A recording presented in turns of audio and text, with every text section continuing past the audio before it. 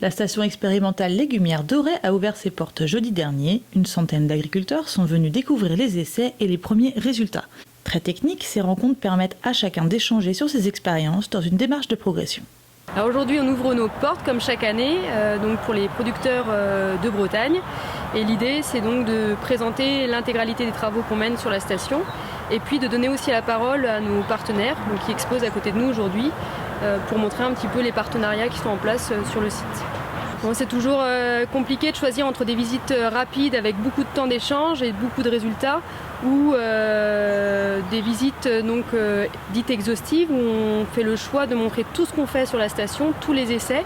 Donc on va un peu plus vite, on ne rentre pas dans le détail des essais, mais l'idée c'est vraiment de montrer tout ce qu'on mène comme travaux sur la station et après d'assumer un temps d'échange le midi par contre pour rentrer plus dans le détail dans les thématiques.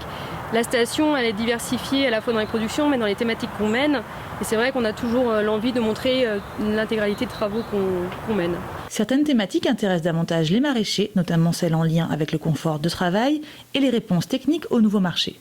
Oui, je pense les thématiques autour de l'amélioration des conditions de travail, qui est une thématique importante, donc avec l'entreprise Toutiter qui est intervenue, l'entreprise Ilcott avec des vêtements ergonomiques, c'est assez innovant aussi. Donc cette thématique-là est importante pour nous.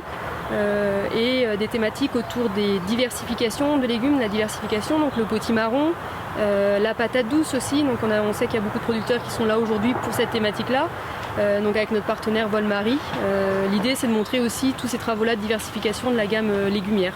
Sur la diversification, oui, il y a une demande.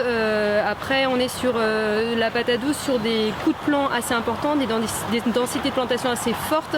Et le problème qu'on a, pour peu que les rendements ne soient pas toujours au top, c'est qu'on peut perdre en rentabilité sur ces cultures-là. Donc ce que viennent chercher les producteurs, c'est comment planter, sur quel paillage, à quelle densité, quelle variété, comment arroser, pour être sûr que d'un point de vue économique, on tienne la route à la fin.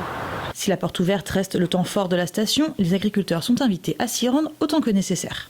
On est financé en grande partie par le conseil régional, on a d'autres financements publics via France Agrimaire. Comme toute étude publique, elle a l'obligation d'être diffusée largement et il n'y a pas de confidentialité à ce niveau-là. Donc la station est ouverte toute l'année. C'est le moment où il se passe le plus de choses évidemment au moment de la porte ouverte. Mais voilà, on peut venir à tout moment visiter la station.